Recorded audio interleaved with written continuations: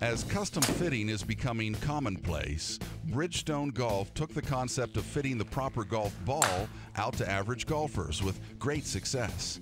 We wanted to learn more about how a tire company has become such a leader in the golf business. Here's Golf Magazine's Jessica Marksberry. I'm here with Dan Murphy from Bridgestone Golf. Dan, tell me, how is it that a company can go from making premium tires to premium golf balls? How does that work? Well, yeah, we've had great success in the last 5 years, but it really started way back in the 1930s in Japan. The founder of our company, his name was Ishibashi. And Ishibashi in English means stone bridge. When he founded the company, he changed his name to English and he called it Bridgestone. So that's the beginning. And Ishibashi was a polymer scientist. He really understood materials and rubber technology. And so he really applied that to the tire business very successfully, but he had a great passion for golf. The polymer science that's required to make a tire that interacts with the road surface in an effective way in rain and snow and different conditions. You know, it's a very violent interaction. There's a lot of stress on the materials. Now, if you take that and you apply it to golf, when a driver impacts a golf ball, the material impact there is very similar. Right? So they're both very violent interactions, and so the polymer science required to really perform under that kind of pressure, there's a strong parallel. And that interaction can be a bit more violent for some than others, I imagine. You've seen me play. So a lot of guys on tour really have Ishibashi to thank for the great balls that they're using now. Without a doubt. And we're very thankful to Ishibashi as well. In the last 5 years, we launched Bridgestone Golf here in the U.S., and it's been very successful for us. Our acceptance from the U.S. consumer has been great with our tour team and also with a program that we call the Bridgestone Challenge Ball Fitting Program. It's been very successful for us. Your roster of guys on staff is really cool and impressive. You've got Freddie Couples. Here's another letter. Charles Howell III, Branson Snedeker, but I heard that you actually have a new guy coming on. Can you tell us about that? We got a new old guy coming on. I can tell you the story. I got a phone call 3-4 weeks ago, and this fellow was very enthusiastic, and it was a familiar voice, but I couldn't quite place it. And he said, hey, I found a golf ball on a golf course, and I hit it, and I'm 10 yards longer, and this is amazing. I really love it. And I said, oh, well, who is this? This is Lee Trevino, he said. So Lee Trevino called us about our B330 RX golf ball. The first one I hit, I couldn't believe it, how well it felt and how far it went. And I couldn't believe it. Then I found that they came down and monitored my swing speed, and I found out that I was swinging under 100 miles an hour. So I qualified for the RX, baby, right there.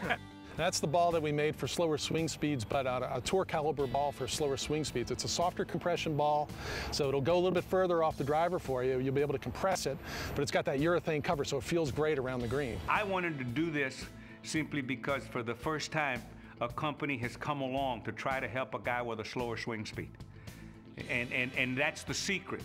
If you can compress a golf ball with a slower swing speed, you're not only going to get maximum distance, you're going to get maximum height on the ball, and you're going to get maximum spin is what you're looking for. There's no reason not to hit a golf ball that feels good and you get maximum distance even though you're up in age and your swing speed is between 70 and 90 and 100 miles an hour. So Lee called us and he said, hey, I got a Boy Scout outing in Dallas, Texas. Can you help me with some balls? And I said, of course, you're Lee Trevino. We'll send you some balls. And from that, we kind of grew a relationship, and he's now on staff with us and appearing in a new commercial with Freddie Couples that a lot of your viewers may be able to see on TV in the next couple of weeks. Well, I've always been entertained by Bridgestone commercials. You guys have done a great job with that, so. Well, again, we don't believe in being the same old. We need to be creative in everything we do because we're a challenger brand. We really have an interesting identity in this market because we're backed by this huge multinational company. I mean, Bridgestone Corporate is a $30 billion company. It's bigger than Michelin. It's bigger than Goodyear. No wonder it's the top-selling ladies' ball. No wonder I won so many times. We won so many times. I think someone needs a hug. But then we're also very small in that we can be creative, we can be entertaining, hopefully, in our commercials, and that's resulted in a lot of cool spots. Currently, we've got a series of spots called Fan Mail. Welcome back to Bridgestone's Fan Mail. Here's one from Dallas. Dear Bridgestone. Dear Bridgestone, last week a buddy of mine got me to try your RX balls. And let me tell you, I was blown away. Thanks for a great ball, Lee Trevino. Trevino? I think it was a bullfighter. What? Oh, Bridgestone. I actually participated in one of the Bridgestone ball fittings, and the B330RX was the ball selected for me. What do you think it is about the Bridgestone ball that Lee Trevino loves so much? I think what most consumers love about the ball is it's longer for him. He's experienced that kind of by accident by finding a ball on a golf course, teeing it up, and playing it for a few holes. He recognized that that ball, because of the design, really fit his swing speed. And we went down there just like you were measured on our launch monitors. We measured Lee on the launch monitors. He had a 98-mile-an-hour swing speed, which is right there in the wheelhouse for the RX. And what that's going to do with a 98-mile-an-hour swing speed is he's going to be able to compress that ball because it's got a softer compression. And because he can compress it, it's going to go a little bit longer for him off the tee. His experience is 10 yards. So that's what he loved about it. And anybody, I don't think anybody doesn't want 10 more yards. It's a club lesson to any green. And tell him to look for the box in the red. Sunday red. I'm the one that started that, not Tiger and not Curtis Strain. 1968, baby, U.S. Open. Jack Nicklaus bit the dust.